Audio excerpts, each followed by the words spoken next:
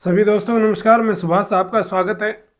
दोस्तों आज हम बात करेंगे भारत की एक बहुत बड़ी खिलाड़ी मनु भाकर के बारे में, जिसने ओलंपिक के दौरान पदक जीते थे। 2 पदक जीते थे मनु भाकर ने, और मनु भाकर ने ये पदक निशानेबाजी में जीते थे। जो अभी हाल ही में ओलंपिक हुए थे, पेरिस ओलंपिक, उसमें निशानेबाजी में मनु भाकर ने 2 पदक जीते थे और उन्होंने वो पदक जीत करके भारत का पूरी दुनिया में नाम कर दिया था। तो मनु भाकर एक बहुत बड़ी निशानेबाज खिलाड़ी है भारत की। तो आज उसकी चर्चा क्यों हो रही है? मनु भाकर की चर्चा हम इसलिए कर रहे हैं कि भारत सरकार के द्वारा प्रत्येक वर्ष जो भारत के बड़े खिलाड़ी होते हैं, जो अच्छा खेलों में प्रदर्शन करते हैं, उन खिलाड़ियों को भारत सरकार के द्वारा कोई न कोई खेल पुरस्कार दिया जाता है।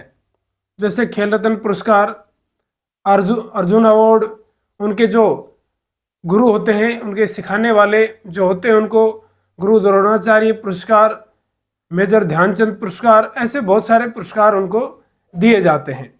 उसी श्रेणी में इस साल के भी पुरस्कार दिए जाएंगे और उनकी चर्चा शुरू हो गई भी किन किन खिलाड़ी को पुरस्कार मिलने चाहिए। तो अभी पुरस्कार दिए नहीं गए हैं, लेकिन उससे पहले ही जो पुरस्कार दिए जाएंगे या जिनको मिलेंगे उनकी कोई लिस्ट सोशल मीडिया में वायरल हो जाती है और उस वायरल लिस्ट में मनु भाकर का नाम नहीं होता है, जो कि भारत की बहुत ही बड़ी निशानेबाज खिलाड़ी हैं, जिसने ओलंपिक में 2 पदक जीते थे। तो मनु भाकर का नाम नहीं होता है। ये बात उनके परिवारजनों को, उनके पिता को पता चलती है तो नाराज हो जाते हैं और ये कहते हैं कि ये कैसे हो गया कि मेरी बच्ची ने जब देश का इतना बड़ा नाम किया, ओलंपिक में 2 पदक जीते और उनको खेल रत्न या अर्जुन अवार्ड या किसी के लिए भी नॉमिनेट नहीं किया गया। तो उसके बाद में मनु भाकर सामने आती, उसने कहा कि हमने नॉमिनेशन किया था खेल पुरस्कार के लिए, नॉमिनेशन में हमसे मिस्टेक हो गई उसमें और हम दोबारा से नॉमिनेशन कर रहे हैं। और भारत सरकार ने कहा कि हाँ, इनको जरूर पुरस्कार दिया जाएगा। मनु भाकर ने अच्छा प्रदर्शन किया है, देश को ओलंपिक में पदक दिलाए हैं, तो मनु भाकर को पुरस्कार दिया जाएगा। अब देखते हैं कि उनको कौन सा पुरस्कार दिया जाता है। अर्जुन अवार्ड मिलता है, खेल रत्न मिलता है, या और भी बहुत सारे पुरस्कार उनको कोई न कोई सी श्रेणी में रखा जाएगा।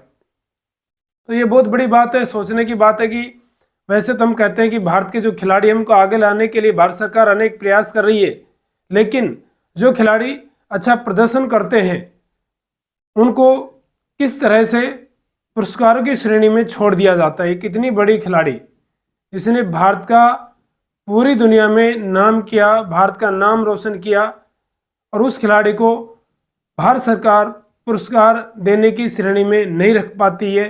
ये खेल मंत्रालय इतनी बड़ी गलती कैसे कर सकता है?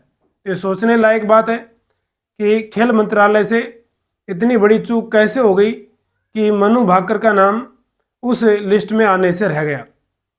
अब वापस नॉमिनेशन किया जा रहा है मनु भाकर के द्वारा, और जब भी इन खेल पुरस्कारों की घोषणा होगी तो मनु भाकर को कोई ना कोई पुरस्कार दिया जाएगा। तो दोस्तों, वीडियो कैसा लगा कमेंट करके बताएं, लाइक करें और मेरे चैनल को सब्सक्राइब करें। धन्यवाद।